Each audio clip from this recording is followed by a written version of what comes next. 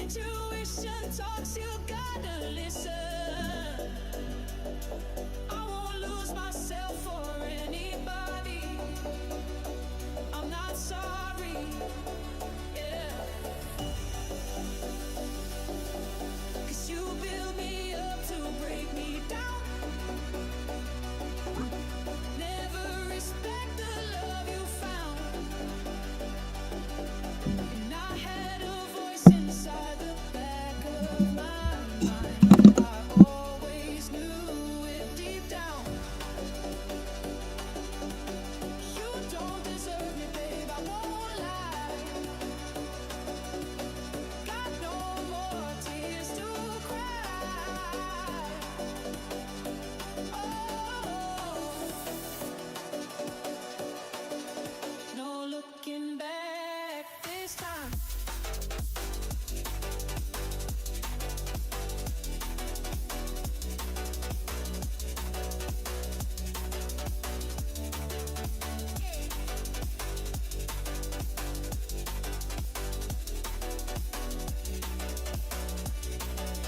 No looking back this time. No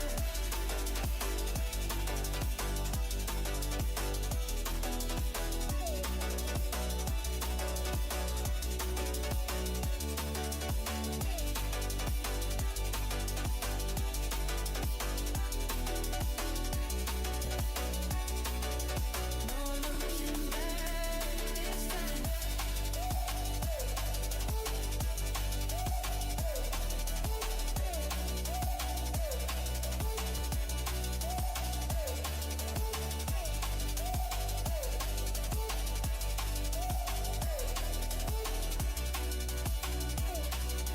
No looking back this time. Running from the truth was getting reckless.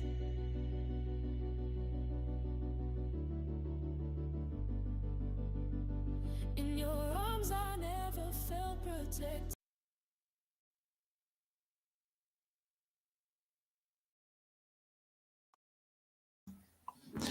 Evening. I've just ended the music. Let me know if you can hear me okay. Can you hear me okay?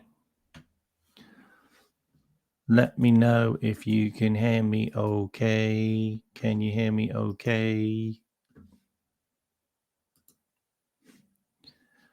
Yeah, okay. So, look, big up everyone that's here. I've got to do a show tonight. I've been on Football Terrace tonight. I haven't really had a chance to go anywhere else. I spoke on Don Hussam's show at halftime. Big up Don, by the way. When it was 0-0, and it is what it is. Like, anybody can lose to Manchester City. Okay, anyone can lose to Manchester City. But when you're winning and you completely capitulate again, that's a major problem. It's a major problem. And it's happened 4 times this season already. It's happened more, and we've got away with draws, but it's happened 4 times when we're winning the game and we lose the game. And that's a major issue. Like, look, I've got so many problems with Arnie and so many problems with Liverpool. Okay, there's a million and one things we can have a conversation about around Arnie Slot. Like, there's a million things. But when the mentality of your team that you have constructed over the space of 2 years cannot hold on to leads at home or stay in games, then what are we? Like, what is this? Like, when we're not going to win the Champions League, We are not going to win a major competition. We're not going to win a final with this manager in charge if we can't hold on to a lead when we're into the last 15 minutes of games. If you can't do that, how are you ever going to win anything? Like, you're not going to win a Champions League game. You're not going to win a final because you can't keep hold of the ball. You can't hold on to a win. You have an inept mentality of when you're in the lead, dropping back and letting the opposition play football again. Like, you have that's your mentality. That is what you have asked your players to do. That that isn't that isn't a Virgil van Dijk thing. This isn't a Canate thing. This isn't a Mo Salah thing where these guys suddenly go, you know what? We've got the lead. Let's just drop back. Let's just let the opposition have the ball now. Let's just sit back and just take the pressure. Like, that's never been a Liverpool thing. Like, that's nothing that Jurgen Klopp ever had Liverpool do. Ever. Liverpool never did that under Jurgen. And we had Jurgen for 9 years. And he never did that. This is an Arnie Slot instruction that's been drilled into the players from the training ground all the way to the pitch, at halftime, whatever you want to call it. But this is a thing which he wants his players to do. He wants his team to do. You have the lead. Keep it. Just stay. Just drop back. Let the opposition have the ball. Let the opposition completely dictate the game now. And this is a swing that happens consistently when we take the lead. When we take the lead in games, if we don't score a second goal in 10 minutes, the game flows the opposite direction. So it goes from Liverpool to the opposition. And then we are defending for the rest of the game. And maybe we win, maybe we draw, maybe we lose. But we're certainly not going to try and score another. That's not how it works. And it can't continue. It can't continue because this isn't how you play football. This is how you play football when you're a relegation fighting team. This is how you play football when you are hanging on for wins because you don't know whether you're going to get a win again in the next 10 games. This is what you do when you're Wolves, when you're Burnley, when you're Everton, like Nottingham Forest, West Ham. This is what you do when you're those teams. You don't do this when you're Liverpool. You don't do this when you're Liverpool FC and you've just won the title at a canter. And there's only two teams that have won any league titles since 2018, and it's Liverpool and Manchester City. This isn't how you do things at Liverpool. This isn't how you do things for a team that is in the top 5. It's not. It's not acceptable. Tottenham don't do it. Chelsea don't do it. Manchester United don't do it. Brighton don't do it. Brentford don't do it. None of these teams play football like this. Crystal Palace do it. West Ham do it. Wolves do it. All of those teams do it because guess where they are? They're all fighting for relegation. They're all in the bottom 15 all the time. This isn't how you play football. This isn't how you play football at Anfield. It cannot continue. It cannot continue. And I can't sit there and listen to him gaslight me in a press conference again. And I can't listen to him at a round table with the director of football who is also gaslighting me. The director of football has done nothing wrong in the players he signed because If we hadn't have signed Ekitike and Wirtz, we'd probably be in the relegation zone. And that's just the fact. And our best player today was Kirkes, who was another player he signed. And we all know from the press conference that Arnie Slot has no say in who he signs. Like, if you watched the round table, then you know that Richard Hughes signs the players and Arnie Slot has to find a way how to make them work. That's the relationship. The relationship is I buy them, you make it work. And that's how he said it was. That's how Richard Hughes said it was. It's not my job to be in the dressing room. It's not my job to be on the training pitch. It's not my job. That's the coach's job. I leave him to get on with it. You buy him, you play him. And so far this season, our best players have been the signings that he bought. Like, that is just a fact, because Mo Salah has been terrible. Cody has been terrible. McAllister has been terrible. Gravenberch, pretty bad. Dominic Szoboszlai's been good. Bradley's been terrible. Canate's been terrible. He's good today, by the way, but he's been terrible. Virgil van Dijk's been pretty much off it all season.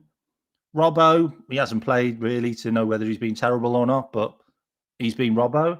So you kind of see all of this, and the best players have been Ekitike, Wirtz, Kirkes, Frimpong. Isaac, you can't even class him as being played because he's hardly done anything. And that's where we are. That's genuinely where we are. And you can't talk about Gomez or Jones or Endo or anyone like that because the manager doesn't play them. Chiesa, the manager just doesn't play them. He doesn't want to play them. He doesn't want to play any subs. Like, we have understood this now, that Arnie Slot does not want to play substitutions. He does not want to bring subs on. And the substitutions he brings on are either the wrong subs, or they're on too late, or they're on too early, or he doesn't bring on anybody. Like, like, decisions wise from a coach are really poor. Really poor. And we aren't going to win a thing. We're not going to finish in the top 5. We're not going to win the Champions League. Like, I have zero faith in us winning the Champions League after this game, because we cannot stay in games. We cannot stay in games. We've had 7 clean sheets under Arnie Slot. 7 clean sheets under Arnie Slot. Like, this is really, really bad. Like, we cannot keep a goal from not going in at Liverpool. We cannot stop it. Like, no matter what we do, we cannot stop from conceding. It just doesn't. It's something which is just not going to change. And this malaise started 2 years before Arnie even got at the club. And he's not been able to fix it at all. Also, big up for the memberships, by the way. Big up Mr. Cam for the memberships. Really appreciate that. Thank you so much. I will do a conspiracy and rabbit hole show this week. I promise you I will do one, okay? Especially with you know what that's just come out. I will do a show, okay? Big up. Look, I'm going to show you a stat. And look, if you're in the camp of the players are letting him down, then you're in the camp of the players are letting him down, okay? And you can't change that, okay? We can't change that, because there's been so many times where you can sit there and go, oh, you know, if we'd have scored that goal, or we'd have done that, or we'd defended better. I get it. But it's the situation we're in for that to happen, which is where I'm at. And that's down to the manager. That's down to the coach. Like, if we didn't play the football that we played, which has got nothing to do with the players, that's to do with how we're set up and how we're what we've been asked to do on the pitch, then the situations wouldn't happen or would happen more, if that makes sense. So I'm just going to bring up this stat, and you have to look at this, and you have to now question Richard Hughes, okay? And I haven't questioned Richard Hughes at all, because all the signings he's bought have been brilliant. Look, Alexander Isak is going to be a brilliant player for Liverpool. He just is. That just doesn't go away. He's broke his leg. It is what it is. I can't blame Richard Hughes for Isak getting a leg break. I can't. And I blame the manager for how we're probably going to play him, because he hasn't played him well and he hasn't played anyone around him well when he's been there. But the leg break is the leg break. But for him to not sack the manager after the PSV game is borderline negligence. It's borderline negligence. And it could be ultimately the reason why we don't end up with anything this season. We don't end up with an FA Cup. We don't end up with the Champions League. And we certainly don't end up in the Champions League. And we might even end up in the Europa League or even the Conference League.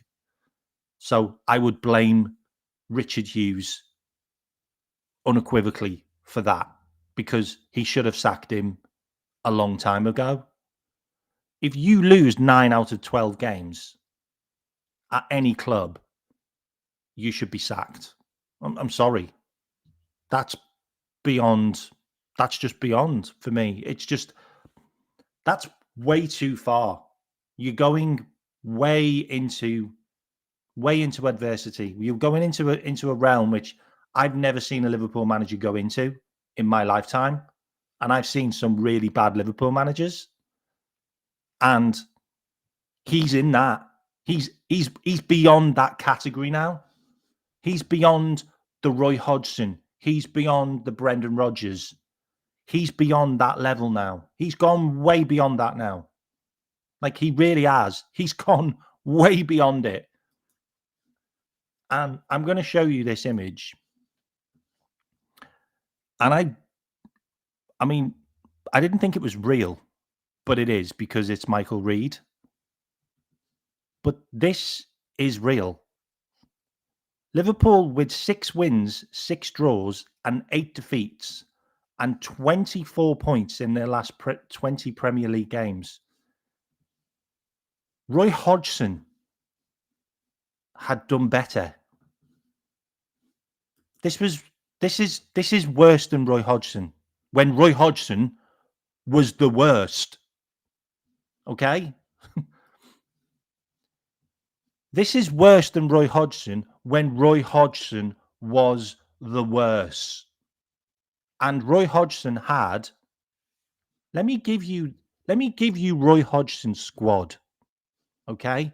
This is why I want to put this into context, because people are forgetting how bad the teams were back then that we had. Okay?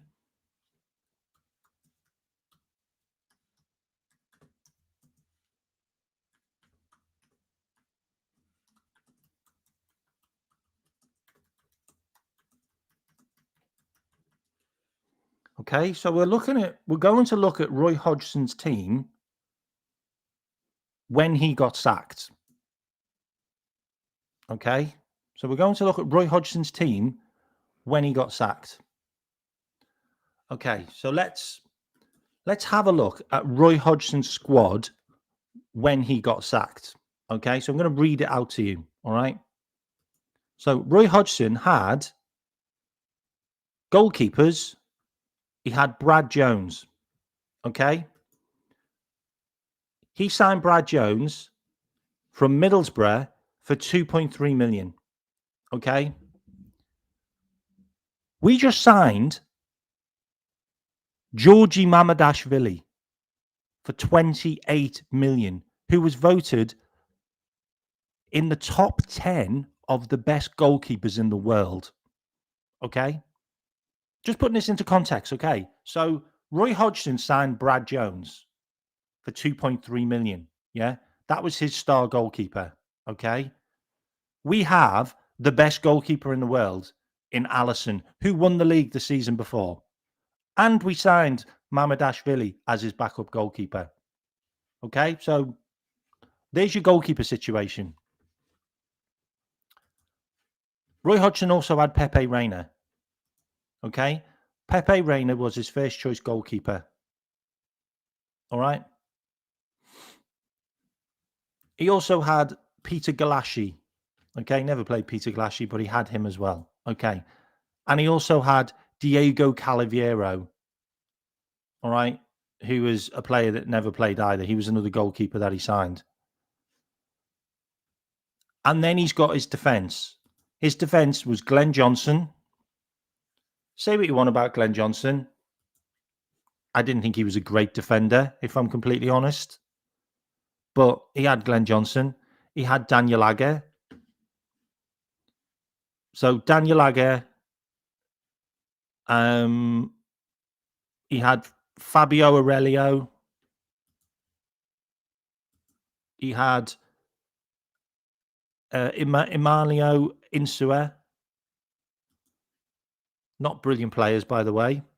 Philip Deggin. He had Sartorius Kirkiakos. He had Danny Wilson. This is his defence. Martin Kelly. Daniel Ayala. Martin Skirtle. And Jamie Carragher. And he also had John Flanagan. Jack Robinson. Paul Konchesky. Stephen Darby. And Andre Wilson. Sorry, Andre Wisdom. Okay. The best player in that team for defence was obviously Jamie Carragher. Yeah, that's obviously Jamie Carragher. But Jamie Carragher's old, by the way, back then. Jamie Carragher wasn't young back then. Actually, what I'm going to do, I'm going to bring up a better version of that team. Hang on. I'm going to bring up a better team. 2 seconds.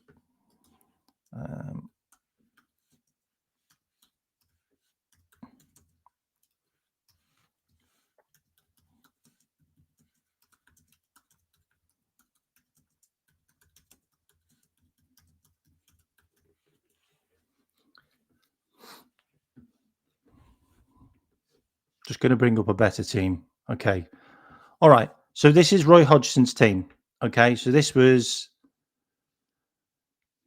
Roy Hodgson's team on the 5th of January 2011. Okay. So I'm going to get rid of this and I'm just going to share this. Okay. So this is Roy Hodgson's team. All right.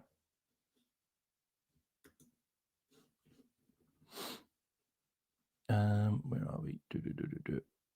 Okay. So this is Roy Hodgson's team. Okay.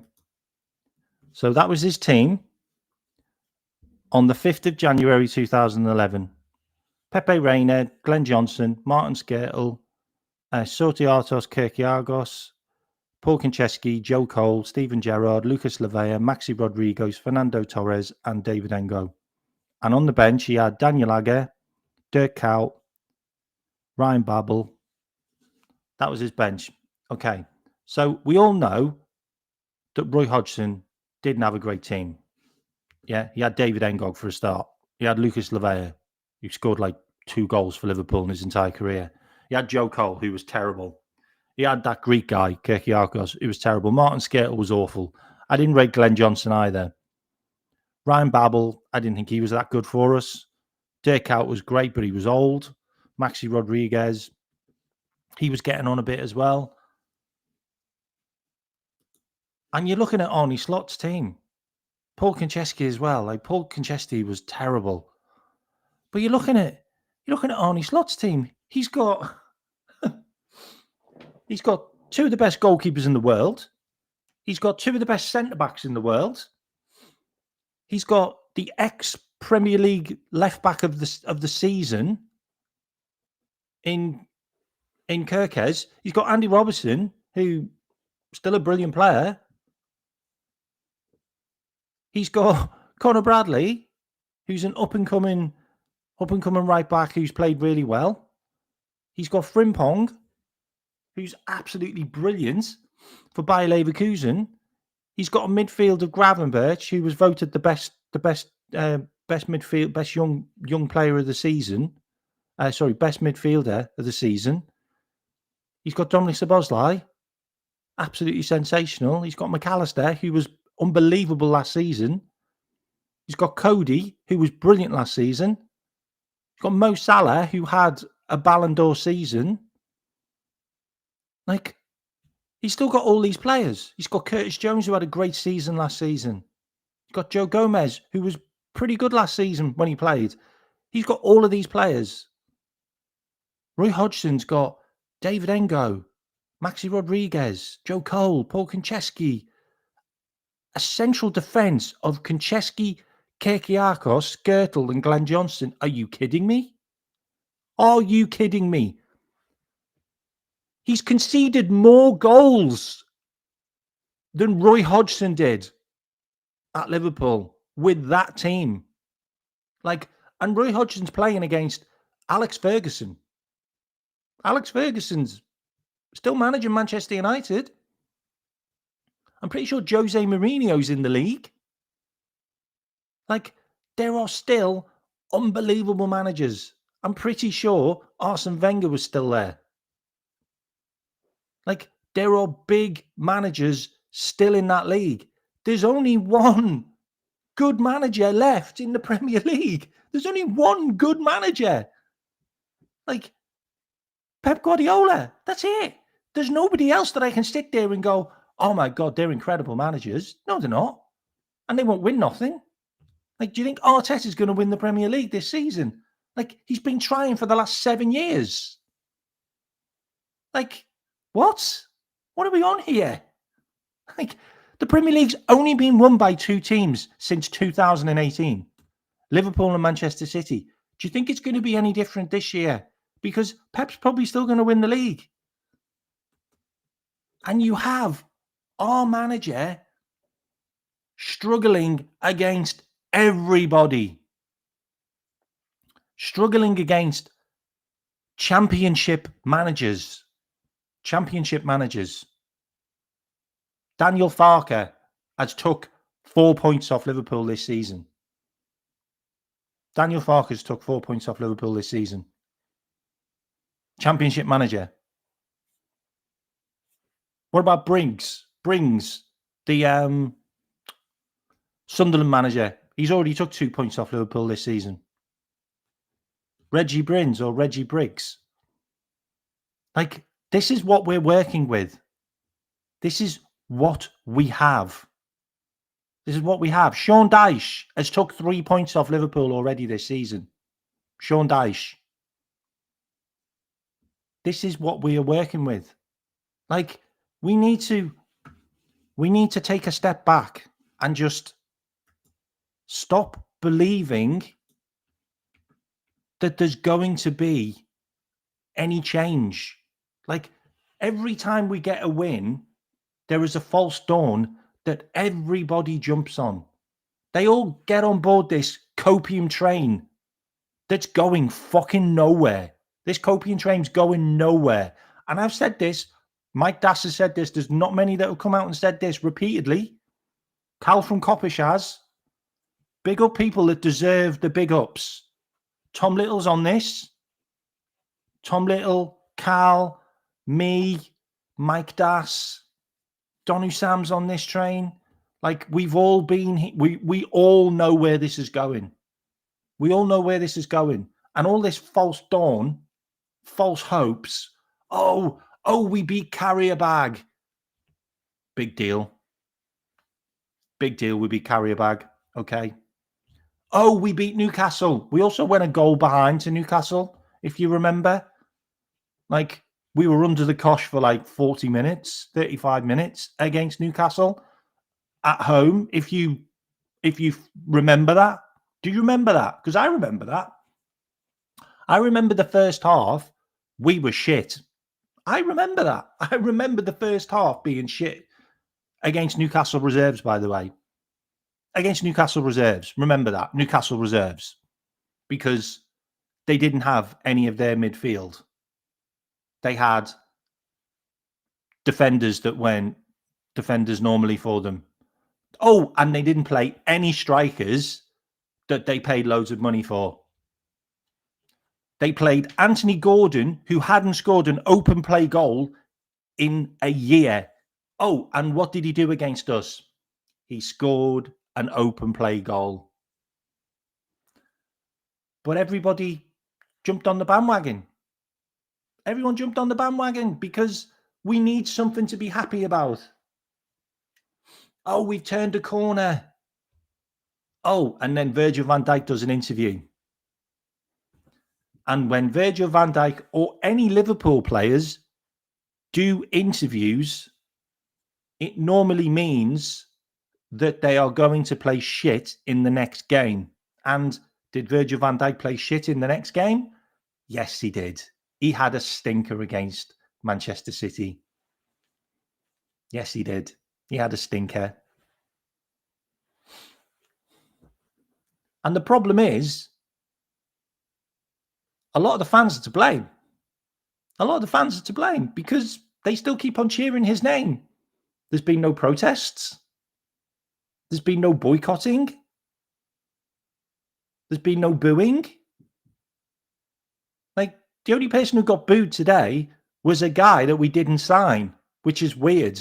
Why would you boo Gahey, who's got nothing to do with Liverpool? Like, and it's not his fault that he didn't sign for Liverpool. His signing got blocked by his manager. Why would you boo Gahey? Like, that makes... And Gahey had the man of the match performance, by the way. Gahey played a brilliant game, which makes me even more pissed off that we didn't sign him. Should have sacked him after PSV. Spot on. Spot on. Spot on. I can't disagree. Like, I have been so on the sack train for such a long time. I've also missed out another super chat. Also, big up Gouda. Whatever they wanted to achieve with the round table has gone out the window. Could be the final nail in the wall. I'd be flabbergasted if they weren't sounding out potential replacements now. That's my silver lining. I believe that they've already spoken to... I believe they've already spoken to managers. Like, the news that came out last year that we've spoken to Nagelsmann and also Cesc Fabregas. I believe that. I believe that happened. And if we haven't spoken to Alonso, then we're mad, because he was the guy you wanted in the first place. You wanted Alonso before Slot, like, and now he's available, and Slot's performance is in the bin.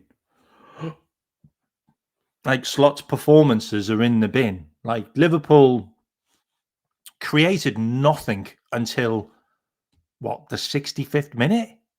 Like, and if you really want to hang your hat on how well we played today,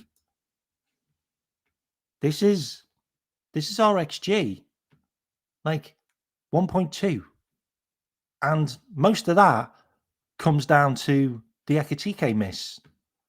Like, the Ekitike miss with the header was like 0.5. Like, so you've got half of one just off that Ekitike miss. And the big chances, one fell to Ekitike and one fell to Cody Hapko, who spooned it over the bar when he was under the bar. Like, still don't know how he did that, but he did. I mean, we had 15 shots, but 4 were on target. Like, Manchester City had 7 on target. Like, we were beaten comfortably. Like, I mean, you can all sit there and say, oh, that's not what I seen on the day. I don't care what you've seen on the day. Alisson pulled off worldies. Alisson pulled off an unbelievable save in the first 5 minutes from Haaland. It was an unbelievable save. And then Kirkez stopped Haaland from tapping in an open goal. Like, there was no goalkeeper. And Haaland was stood there with the ball, and Kirkes came from nowhere. Like, that was a brilliant performance from Kirkes. Like, say what you want about him all season, but today, he stood up. He stood up. Like, him and Dominic Szoboszlai stood up today, like left back and right back. But unfortunately, and I've said this on shows, and I know people have been talking about it, ultimately, us not playing a right back as a right back is probably going to cost us the Champions League and potentially qualifying for the Champions League, because we don't play the correct person in the correct position, which leaves us weak in midfield, but also leaves us weak in the position. So, because you haven't got a right back who you want, not because you haven't got a right back, because you haven't got a right back that you want, because you haven't got Frimpong or you haven't got Bradley, means that you're playing your best midfielder in the right back position, who's not a right back, and he's never played right back in his life. Like, you can go and look at all the games he's played for Leipzig and RB Salzburg. You can go and look at all those games, and Hungary. You can go and look at all those games. He's never played as a right back. Like, he's never played as a right back. And this season, he's played more games as a right back than he has as a number 8. That's just a fact, because you want him to play there. And he was at fault for their first goal. Like, I don't care what anyone says. He played him on side. Like, he played Bernardo Silva on side because he's not a right back, and he's not looking for the offside trap, because how would Szoboszlai know how to play the offside trap?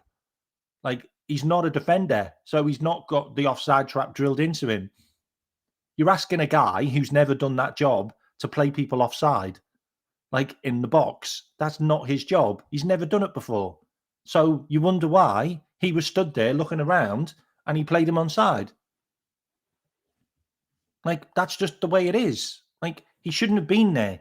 And also, he shouldn't have been the last man that had to pull down Haaland. Because he was a right back, he was the last man when he shouldn't have been there. And now he's banned. Now he's banned for 3 games.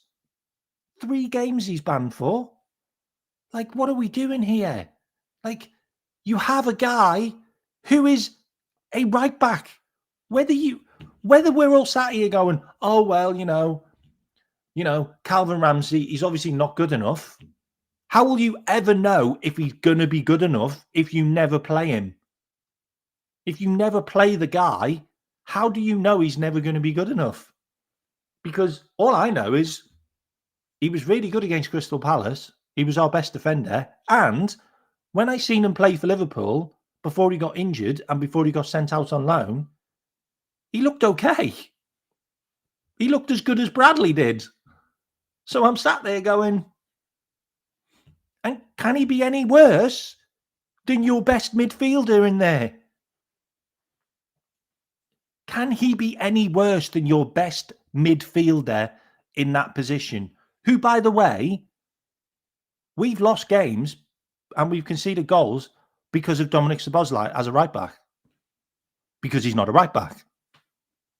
And I can sit there and say, Dominic Szoboszlai isn't to blame.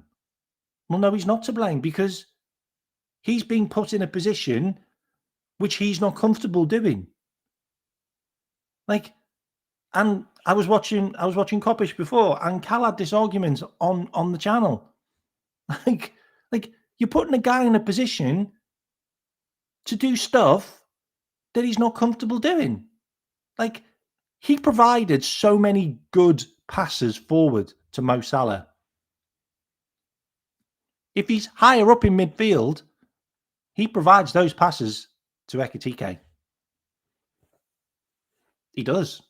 And that also means that Vert can be more further forward, because he's got the engine to be more mobile in midfield, which means then he can play in the 10 and then Wirtz can play where Cody is, because Cody today was the worst player on the pitch. And that was the worst game I've ever seen Cody play. And the reason why is because he actually stopped us from playing on multiple occasions. Like, if you didn't watch it with your own eyes, I would have thought Cody was a left back or right back for the opposition in some instances, because he ran into our own players. Like, I watched him bump into Kirkes twice. They literally run into Kirkes. Like, Kirkes had the ball and Cody bumped into him. And I'm like, why are you running into your own man? Like, and then there was instances where he bumped into he bumped into Wirtz. He bumped into Ekitike.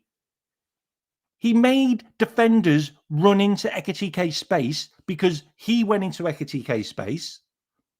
And times where all he had to do was just keep on running down the line and you will take a player away from Ekitike. And then he doesn't have to try and get past two players. He just has to try and get past one. And he didn't.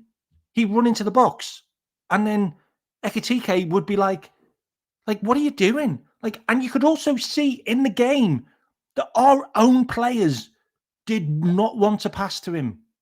They didn't want to pass to Cody. They would look in an opposite direction because they didn't want to give him the ball. And this is also an Arne Slot problem. This is an Arne Slot problem because he adores the ground that Cody walks on. And I don't know why. Genuinely have no idea. The guy is a walking structural nightmare. He's just a walking structural. And if people turn around and say, oh, he's good at track and back, he doesn't fucking win any balls. He doesn't tackle anybody. He pussies out of 50-50s on a regular occasion. Watch him shy away from the 50-50s. The guy needs to fuck off out of my club because I don't want pussies and chickens at my club. And him and Gravenberch are the worst of them. They are the worst of them. I've seen Gravenberch now pull out of 50-50s, I don't know, 4 or 5 times this season because he doesn't want to get injured. You can fuck off, mate. Like, go and play for another club then, mate, because you're in our club and you're playing in midfield. And if you're not willing to get dirty, then I don't want you. I don't want you in my midfield. I'd rather have Curtis Jones in there, who you know is not going to back out, or Dominic Szoboszlai, or Endo. Like, seriously, I can't be having it. I can't be having players pulling away from challenges and letting people run past them when they're not even on a yellow card. Like, you're not even on a booking. Just pull the guy down. Just pull him back. Don't let him run past you. Like, don't go when you're not even on a yellow card. It's absolutely disgusting. And this is drilled in from the coach.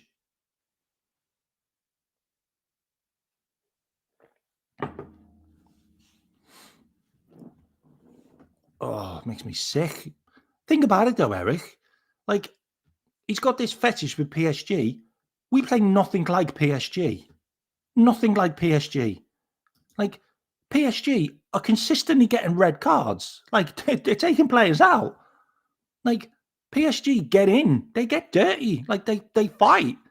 Like, they've got some animals in midfield. Like, say what you want about some of their players, but Vitinha, who's the Spanish guy? Spanish guy's brilliant. Can't remember his name. Who's the Spanish guy they've got in midfield? Like, they've got animals. They've got players that'll get amongst it. We've got nobody. Like, even Canate. Canate's not that guy.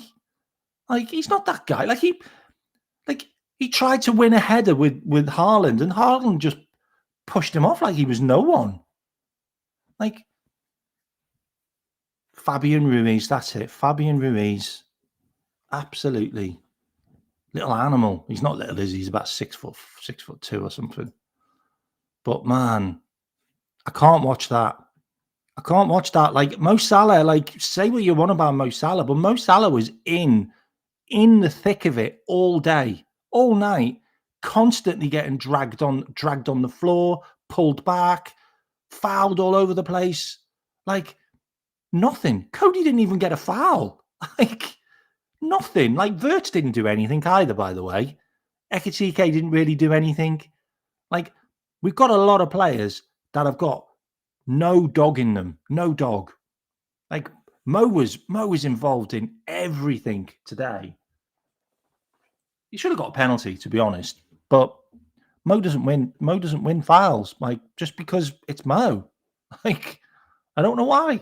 Referees don't give fouls against Mo. I don't know why. But there's a lot about today that just makes me think. I really worry for us. I really, really worry for us. Like, and then you got this Muppet just coming out with more Muppet stuff. I did not expect the league as it is this season. What did you expect then, Arnie? Did you expect them to just pull their pants down and just wave their asses at you? Like, what did you expect? Like, you really didn't expect teams to play differently against Liverpool. You really didn't expect that. Well, in that case, then you're a mug, and you need to be replaced. And then you got this guy who's starting to annoy me now, starting to annoy me on a regular basis. Like just whinging about everything on the pitch, like constantly complaining about stuff. Like he's complaining about the penalty. Are you kidding me? Like the goalkeeper took him out.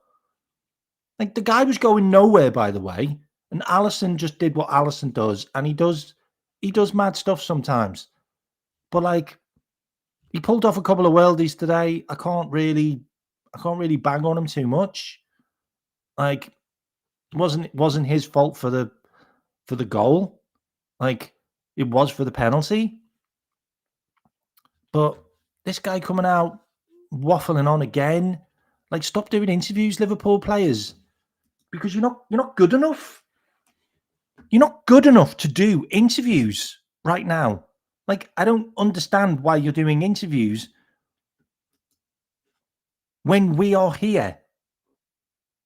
Like over the past 20 games, Liverpool are currently 12th in the Premier League for form. That's where we sit in the last 20 games. And the crazy thing is that there are so many people that think, oh, well, we haven't lost. We haven't lost in how many? And we've turned a corner. We're fucking 12 on form. Like, that ain't turning any corners. Like, that's where we probably should be in the league. That's probably where we should be in the league.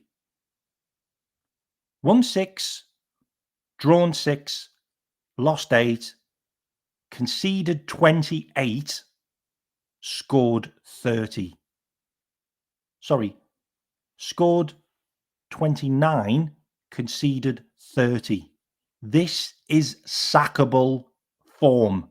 It's sackable form. The last 20 games, you should have been sacked for that. Not before, when it was even worse. Now, like, sack him now because that is horrendous form. It's horrendous. Absolutely horrendous. Wolves just sacked their manager. Burnley will probably sack their manager. West Ham, they're probably going to sack their manager. Nottingham Forest may sack their manager. Leeds, probably going to keep their manager because they've started winning some games. Crystal Palace, their manager's going, so they're not going to sack him. Like Tottenham, everybody's asking for their manager to be sacked. And our guy gets off scot-free. No, that's fine. No, that's fine. That's fine. No, that's fine. 24 points out of 60. But people don't see this. People don't see this, and I can't help you. Like I genuinely can't help you. I can't help you if you are okay with that. I can't help you if you're okay with that, and you're okay with who we played in the last 20 games and are still only there. I can't help you. There's nothing I can do for you. If you're okay with us dropping points against Leeds, Sunderland, if you're okay with that, like losing to Bournemouth, you're okay with that? Like, I can't help you. I genuinely cannot help you if you are okay with dropping points to these teams. Losing to Brentford, drawing to Fulham when you were winning, losing to Crystal Palace, losing to Chelsea, losing to Manchester United, losing to Manchester City twice. I can't help you. Like, drawing to Leeds twice, drawing to Sunderland. I can't help you. There's nothing I can do for you. You are at your point. You are where you are. And if you're okay with us being mediocre, then that's fine. That's fine for you. But it's not for me when we signed bangers. We signed bangers.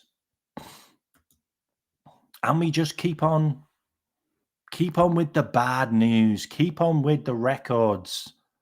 Liverpool have now conceded 4 90th minute winners in league matches this season.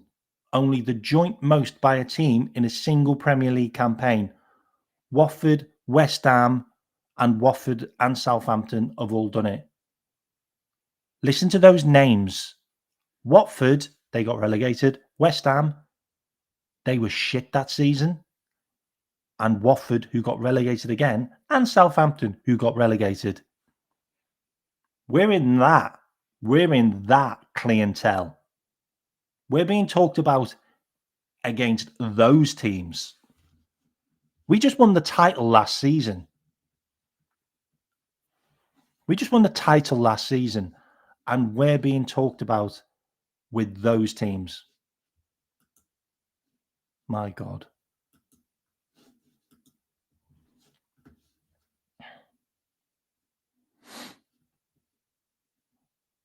And then you got this. Like, now we've got a guy who specializes in Netherlands players. Does that not worry you?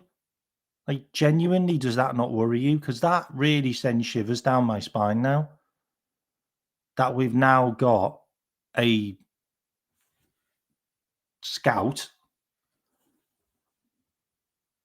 that specializes in Dutch players. Like, that really does worry me. That really does worry me that we're trying to turn Liverpool into some kind of Dutch total football shite.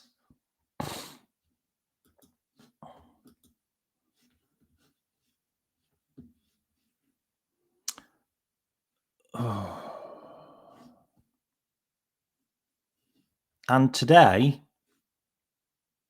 hang on, I'm going to share my screen. And then today, where is it? Let me close this. Let me just share my screen. Oop, stop sharing. Share my screen. And then today,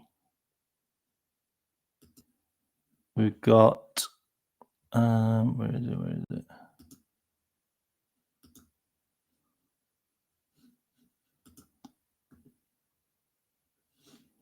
Couple of things. So I'm just bringing up the actual feed because I thought it was interesting. So you've got David Lynch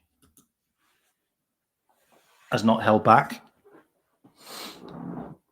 The word from Liverpool is that Arnie Slot is safe, but I really don't buy the idea that he can afford endless poor performances and bad results until the end of the season. So that's from David Lynch. David Lynch also doesn't think Arnie Slot will be our manager next season. Then you've got, where is it?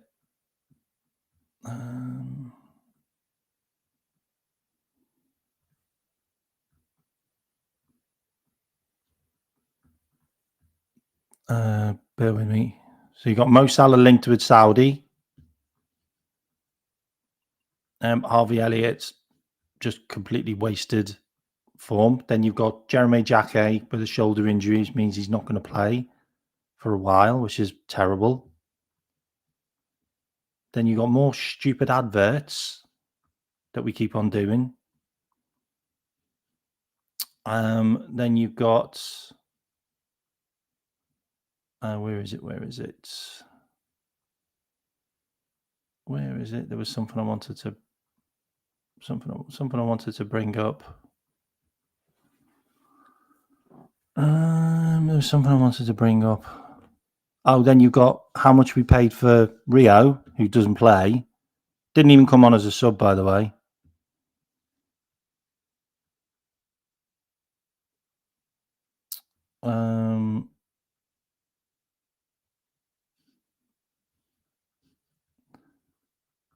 Oh, actually, it's not here. I'm sorry.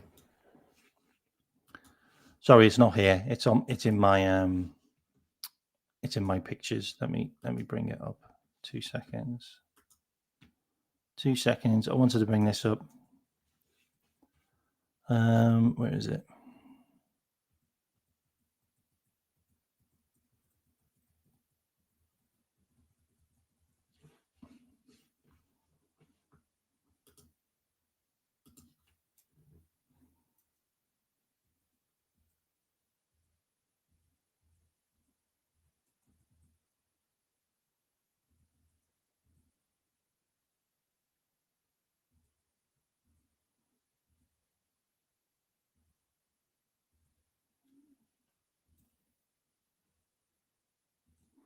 Okay, so I wanted to bring this up.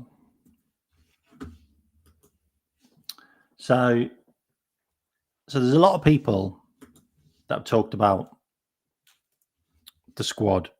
Also, big up James for being a member for 8 months. I literally had the memberships. I've had the memberships open for 8 months. Wow, I didn't realize it's been that long. Yeah, so this was created. So his slot underutilizing his squad. Okay, so 2023, 2024, 2022, 2023, 2021, 2022. Jurgen played 20 players. Yeah, so he played 20 players over a certain amount of time. Okay, so number of outfield players. So Jurgen had 20 outfield players that played over 1,000 minutes. Arnie has 16. This is the problem. Like I've had this issue for a long time, and I've talked about it, and nobody's really gone into it in any great detail. But I've got a concern that he just doesn't play anybody. He doesn't trust anyone. He won't give anyone any time on the pitch, which means we have a squad that when it gets late on in games, they're knackered. And if we concede a goal, they haven't got the energy to get themselves back into the game because it's gone. It's spent. They've used it. Like 16 players have played 1,000 minutes or more. Like Jurgen had 20. And you can say what you want about Jurgen, about not trusting his squad and not playing enough players. I mean, he did. He played 20, he played 19, he played 20. And the season before we had like the ones where it's like 15, 16, and 15. I believe one's a COVID year, one's a year when we lost all our defenders, so we probably had less players, and obviously they didn't play as much. But 16 twice. Like, we know he didn't play enough players last year, but we signed like 5 new players, and he's not played any of the other ones either. So me, man, I like I don't know. I don't. It looks like this is a big problem. It looks like this is a big problem.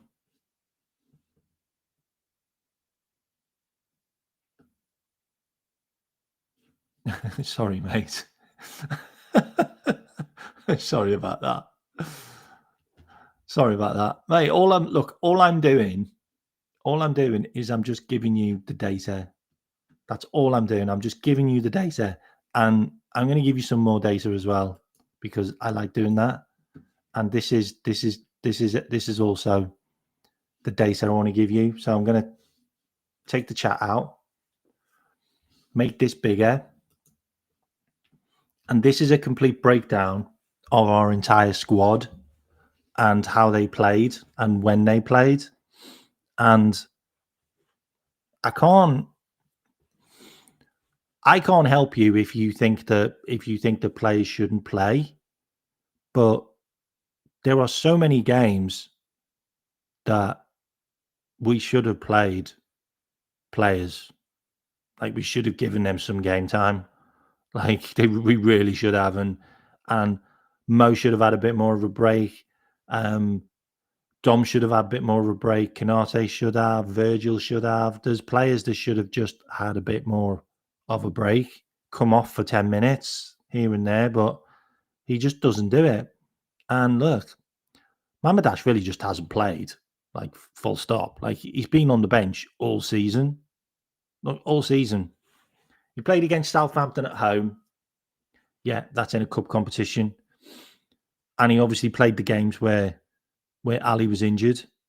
And we lost one, two, three, four, 5, 6 games out of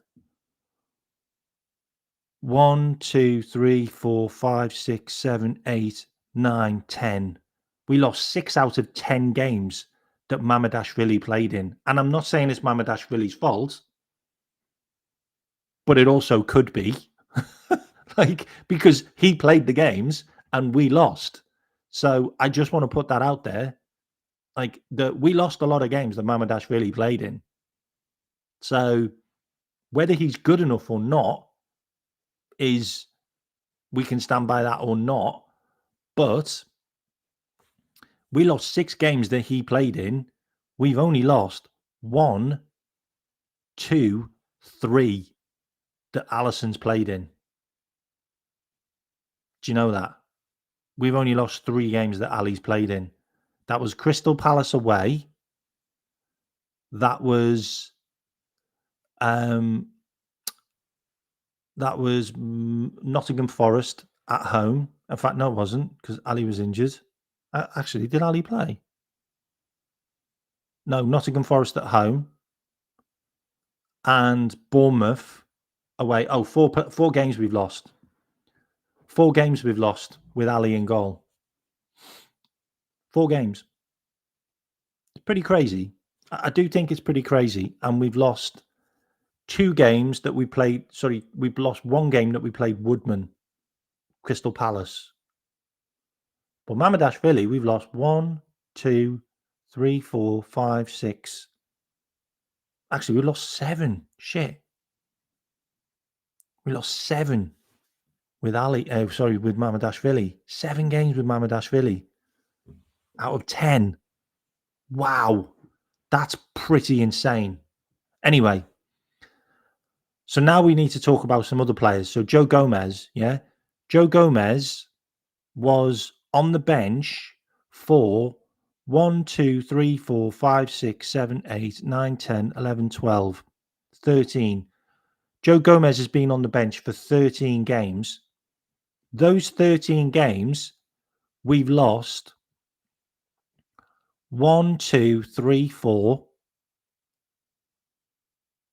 5, 6, 7.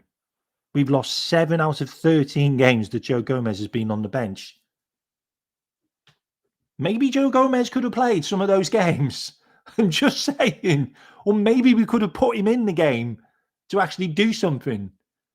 But we lost 7 out of 13 that Gomez was on the bench. Like, that is mad. That's another mad stat. Like, these are all mad numbers. Okay? Frimpong.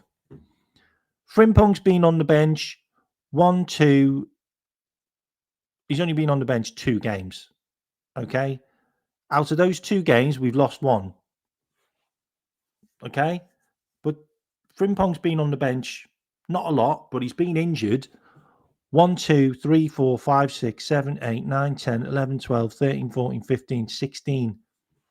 16 games he's been in. 17 games he's been injured. Frimpong. Frimpong has been just a mess, like for not having him available, just not being good. And then if Frimpong is injured, then we've normally played Bradley. But now Bradley's been out for 4 games when Frimpong was out for 4 games. And 3 games when Frimpong's been injured for 3 games. So we've missed Bradley and Frimpong for 1, 2, 3, 4, 5, 6. 6 games we've not had a right back available, full stop. 6 games. Not had a right back available, full stop. So that's not been good. Curtis Jones, he's been unavailable for 1, 2, 3, 4, 5 games. He's been unavailable for. But now Curtis Jones is now. He's been on the bench. He was on the bench for the Arsenal game, the whole game, and he's obviously came on today. But like, what was the point? Like, not really any point. You brought him on like when you didn't need to bring. When you brought him on when you probably should have brought Endo on, to be honest, to like do some defending, but you didn't. And then Endo's been on the bench 1, 2, 3, 4, 5, 6, 7, 8, 9, 10, 11, 12, 13, 14, 15, 16, 17, 18, 19 times he's been on the bench. And we've lost 1, 2, 3, 4, 5, 6, 7. We've lost 7 games in 19 that Endo's been on the bench. Maybe we could have played Endo more. This is all to do with the squad. This is all managing your squad, which you haven't been good at. You just haven't been good at. Then you've got Trey Ione, who's just consistently just been on the bench. Like, there's no point even talking about him because you just haven't played him, so there's no point. The games you played him, you lost. You lost to Crystal Palace. Sorry, you won to Southampton. You lost to Crystal Palace when you played him. And you won all the other games. No, actually, you drew. No, you won all the other games that you played him when you brought him on as a sub. But you won against Southampton with him in the team, and you lost to Crystal Palace. So you got a 50-50 record with him. Cody's played every game. Rio has been on the bench 1, 2, 3, 4, 5, 6, 7, 8, 9, 10, 11, 12, 13, 14, 15, 16, 17, 18, 19, 20, 21, 22. So 22 times, 23 times he's been on the bench, and you've lost 1, 2, 3, 4, 5, 6, 7. You've lost 7 games with Rio on the bench. Kiesa's been on the bench 1, 2, 3, 4, 5, 6, 7. 7 times. You've lost 1, 2. No, you've lost 1, 2. You've lost 2 times with Kiesa on the bench. But Kiesa's also won your games. And you brought him on too late today. And Isaac's just been injured all season, pretty much. like pretty much. You did have a record with Isaac where you lost 1, 2, 3, 4. You lost 4 games in a row with him in. But Isaac's played 1, 2, 3, 4, 5, 6, 7, 8, 9, 10, 11, 12, 13, 14, 15. In the 15 games Isaac's played, this is a record nobody wants to hear. 1, 2, 3, 4, 5, 6, 7. 7 out of 15 games we've lost with Isaac in the team. That's really not a record you want to hear. Yep, and we've got Sunderland next game. And the question you have to ask is, Arsenal battered Sunderland. Okay, Arsenal battered Sunderland. We could be beaten by Sunderland. We could be beaten by Sunderland. There is every capability that Sunderland have got to beat us because we don't have a right back now. We don't have a right back. We don't have a right back. He refuses to play Calvin Ramsey. He refuses to play Calvin Ramsey. He refuses to even think about putting Curtis Jones in there. Like, refuses. So the situation is, what are we going to do there? Like, are we going to go to a back three? Like, are we eventually going to try a back three? Because what choice do we have right now? We might as well play a back three. We might as well just move Gravenberch into defence as another central defender and then play Curtis Jones in midfield. Because we don't have anybody who can play right back. And right now, we don't really play with a right back because we're playing with a central midfielder. So you've got a situation where, okay, yeah, on paper, you're saying you've got a right back, but on the pitch, you're not playing with one. Like, you're not playing with a right back in the game.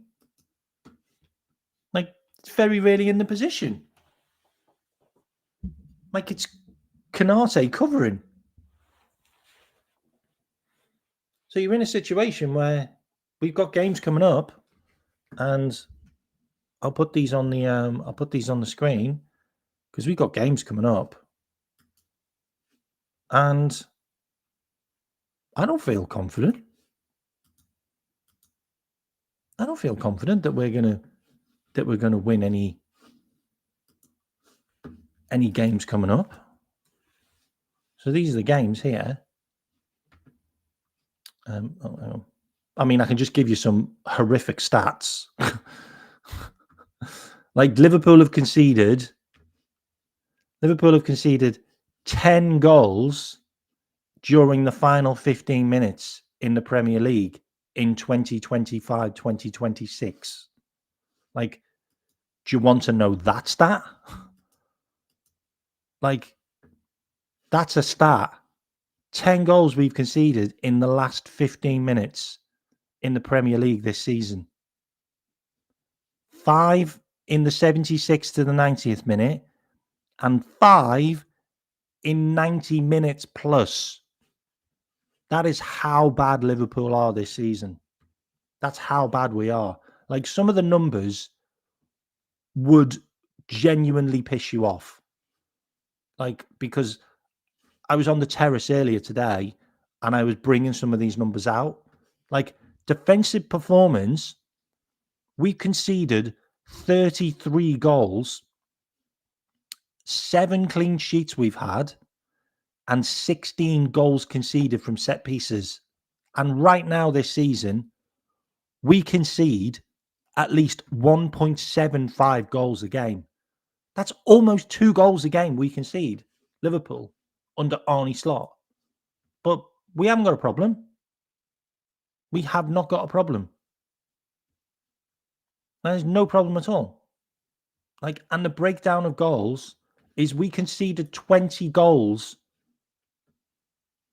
from January to May in 2025, which is 20 at the end of the season. So this malaise of conceding goals started way before this season.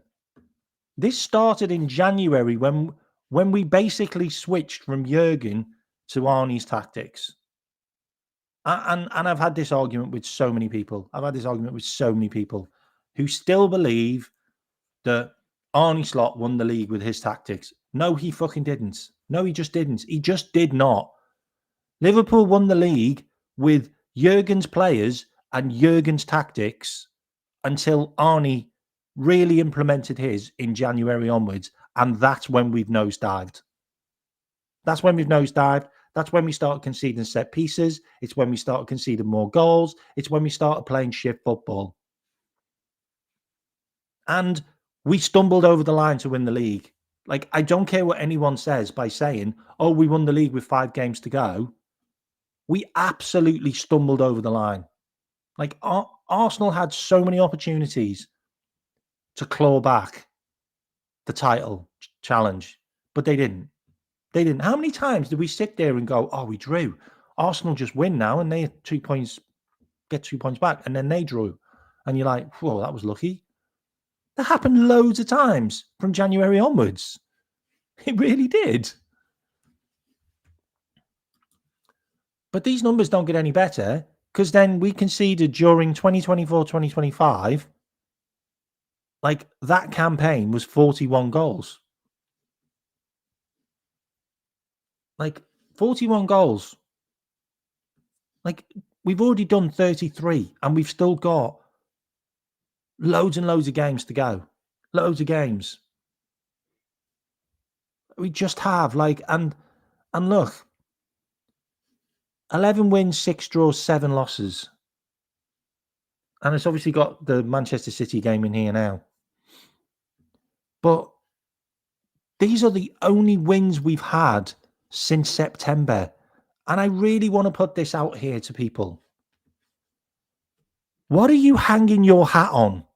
Because we beat Burnley 1-0 and we were dog shit. And Burnley could have easily equalised in that game. We beat Everton 2-1. We went 2 goals up really early and then hung on. We beat Villa 2-0. That game was weird. That game was weird. They could have been 2-0 up in the first 15 minutes because they hit the post twice. You got West Ham away. They were crap. Brighton at home. That could have been a different game. They had loads of chances. Loads of clear-cut chances. Wolves 2-1. We hung on for a win. Bournemouth 3-2. Like, that was a loss, by the way. I don't know why it says a win when it was a loss. And then obviously Newcastle, we won. Sorry, why is that a win? That's not a win. That's a loss. We lost that game. Okay, so ignore that. But we haven't got 8 Premier League games. 1, 2, 3, 4, 5, 6, 7. We haven't got 8. We've got 7.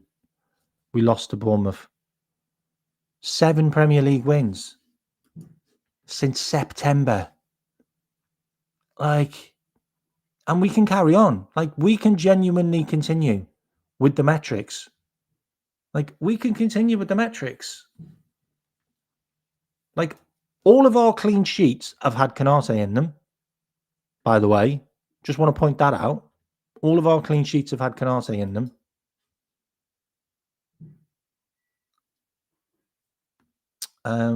I've got some of the numbers here. Hang on.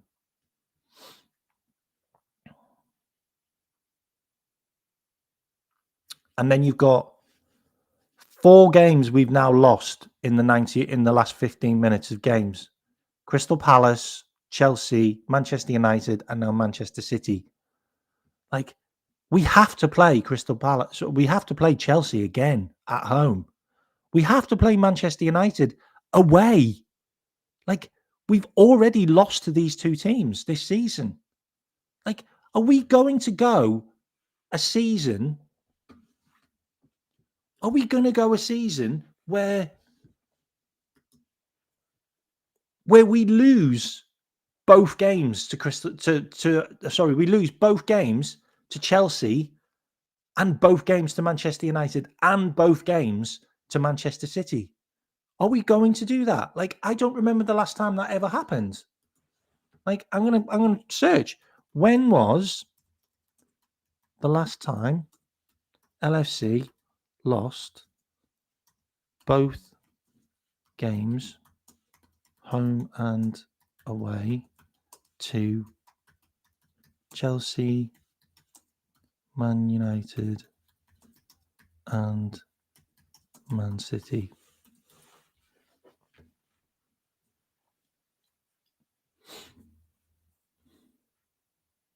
Oh, Liverpool have never lost home and away to Chelsea, Manchester United, and Manchester City in a Premier League season.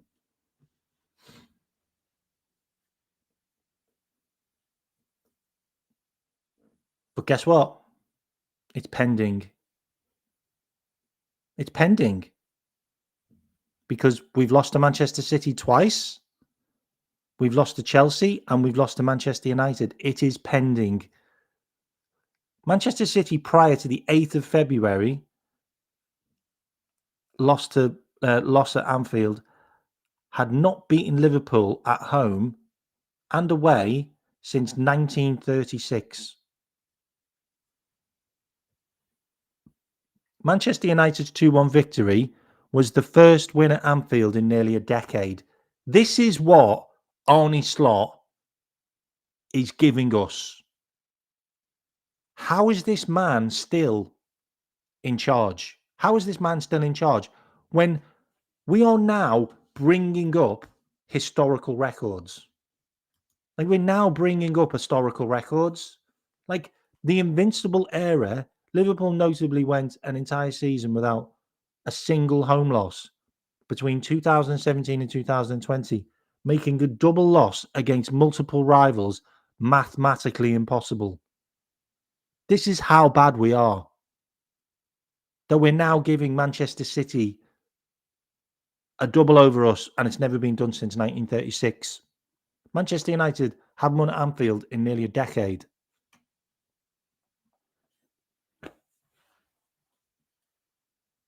We could easily lose at Old Trafford, and we could easily lose at home to Chelsea.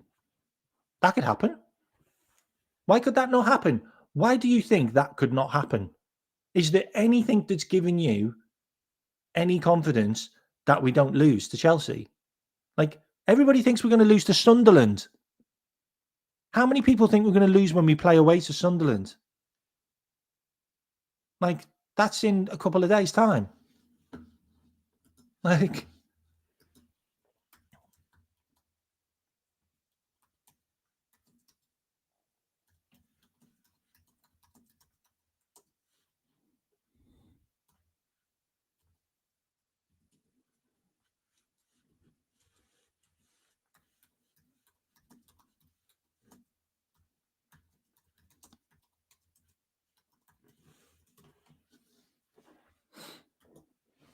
and these are the next games. These are the next games. So we've got Sunderland on the 11th of Feb, which is in 3 days' time. That's on a Wednesday. So we've got Sunderland on Wednesday away at 8:15 with no right back. No right back. Dominic Szoboszlai, being our best player pretty much all season, not available. Then you've got Brighton at home, who we beat in the Premier League, but they had plenty of chances. And they're also not playing well. Like, they're not playing well, which means the FA Cup is probably what they're really going to go for. And I don't think we're going to go for it. I think he's going to throw it away. I think he's going to throw it away. We got them at home. Then we got Nottingham Forest away. My God, who knows what that game could be? Who knows what that game could be? They battered us at Anfield. Then you got West Ham at home. West Ham have turned a corner. West Ham have started winning games now. They've started scoring goals. Like, that's a team which we probably don't want to play right now. We probably don't want to play West Ham right now. They won 2-0 away to Burnley. Somerville, remember Somerville at Anfield? Yeah, because West Ham, Leeds won and Somerville scored their winner. That's not a team I want to play. And look, like Sunderland could have won at Anfield if it wasn't for a Chiesa clearance off the line. Like, I've got no confidence whatsoever in Liverpool now. None at all. I've got no confidence in this manager. I don't think we're going to get anywhere in the Champions League with this guy because we can't even hold on to leads in any games. I think it has to be there has to be a change made soon. This can't continue. I've shown you the numbers. Like, we're breaking records for just being shit. And this guy is worse than Roy Hodgson, and he has a world-class squad. He has a world-class squad. Roy Hodgson had Fernando Torres for a bit, like Steven Gerrard. Like, he had barely any good players. This guy's got no excuse. There's no excuses. There's no excuses at all. I'm sorry. Like, I'm done. I was done a long time ago. There was no green shoots. There was no turning the corner. There was none of this with me. It's always been he needs to go. He needed to go a long time ago. I warned you all about this a long time ago. I was talking about this September last year. Maybe even earlier.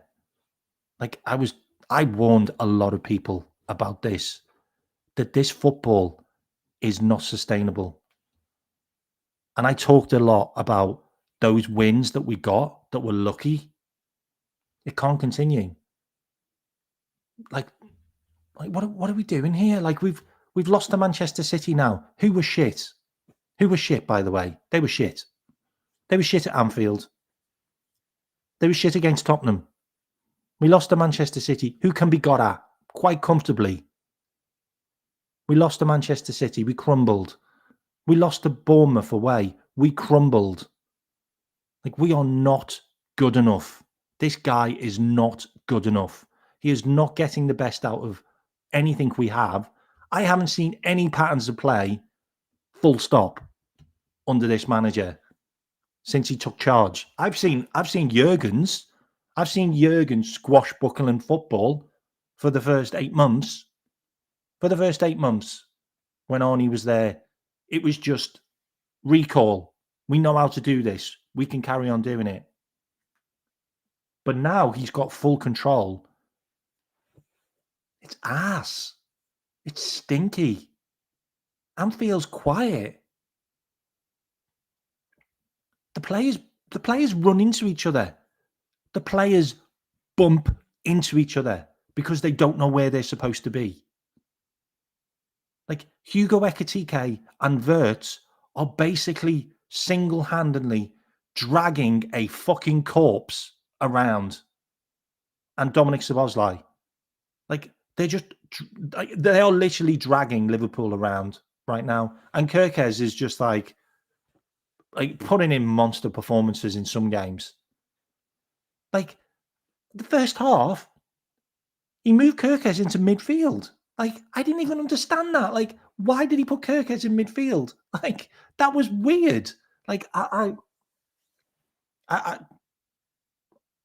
going to explode. My head's going to blow up when I talk about him now because I get so red and so agitated by it all that I'm done.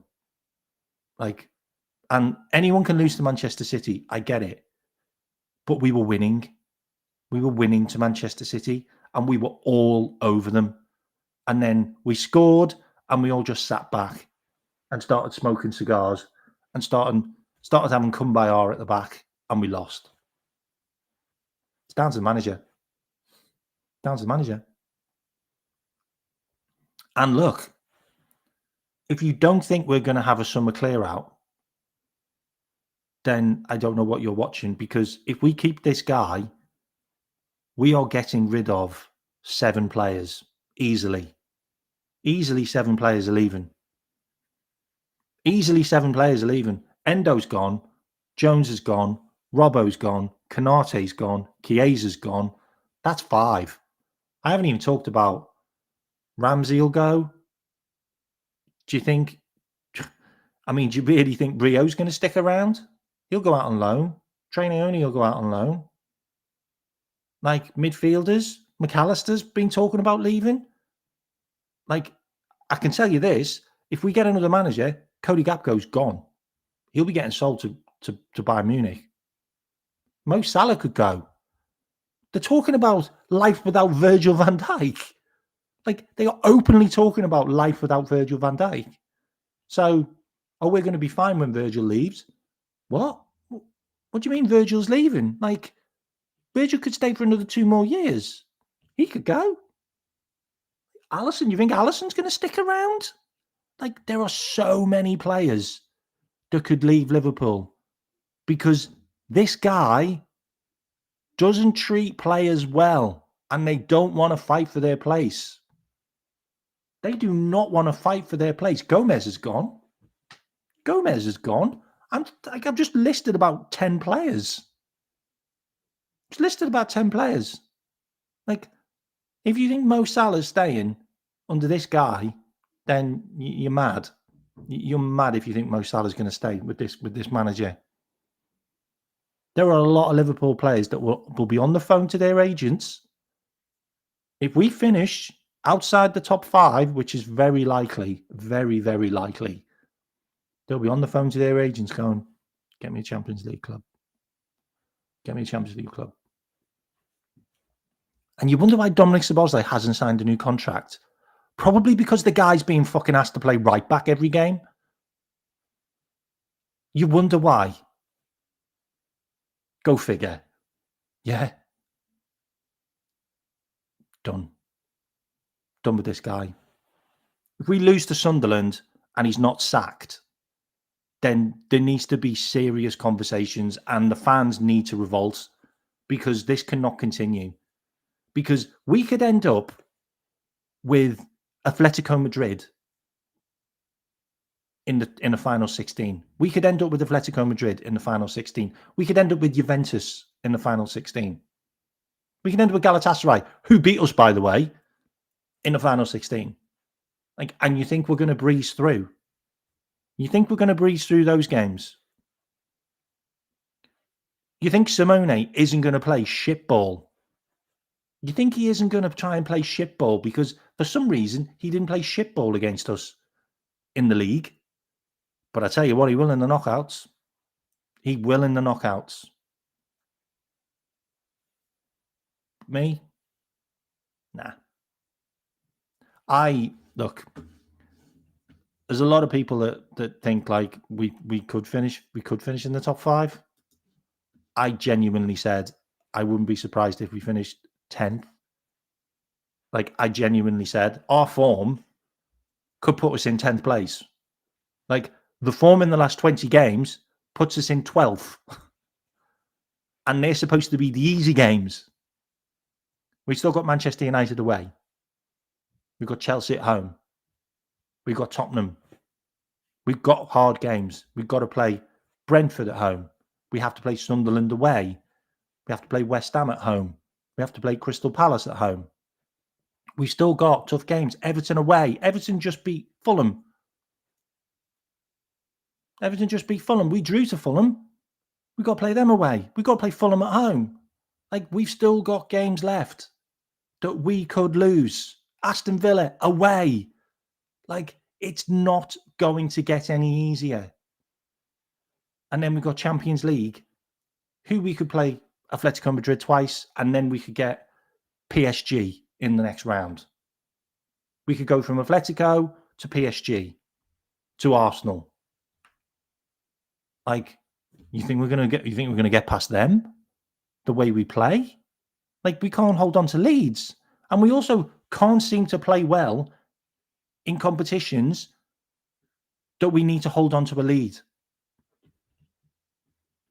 Nah. It's false hope. And we've got nobody to come back. No central defenders to come back. No more right backs to come back. We've got Frimpong. That's it. We've got Gomez. That's it. We've got no more attackers to come back. No more attackers to come back.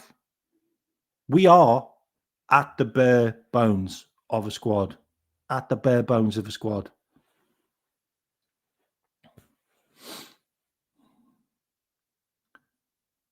Anyway, I've had my say. I think it's Alonso or Nagelsmann or I don't know, but they have to be having conversations. They have to be having conversations. This cannot continue. This cannot continue. These numbers are just getting worse. Mo Salah's about to have the worst season of his life. Like, we spent 125 million on a striker and he scored less than 5 goals. Like we are having a horrible season under Arnie. It's not going to get any better. Let me see who's live, and I will transfer you over. But in the meantime, if you can hit the like and subscribe, that would be amazing. I'm going to send you over to the Ram stand. He's live now. So I'm going to send you over to the Ram stand. Bear with me.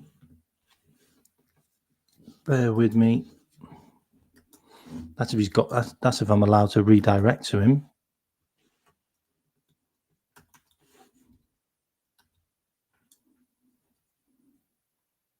Can I? No, I don't know whether I can. Yeah, I can. Okay, so I'm going to send you over to the Ram stand. I'm sticking Kmart Raid. I'll go over there because Ram's brilliant. Look, I will see you all later. I'll probably do a match preview to the Sunderland game. And I will do a conspiracy and rabbit hole show. I promise, on the JE files. Okay, I promise. Okay, I promise I will do that. Please hit the like and subscribe. If you're not a subscriber, why are you not a subscriber? Like, get involved. I hit 2K recently. Obviously, I'm trying to go higher, so let's see where we go. Look, I wish I could give you better content, which is happier and more smiley and all of that stuff, but I just can't, because I have to say it how it is, and I have to show you how bad it is, because you're all walking in la la land if you think it isn't, because it is. Doesn't get any worse than it has been, and I want it to be so much better, because all the players we bought are all ballers. I will see you all later. Take care. Bye-bye.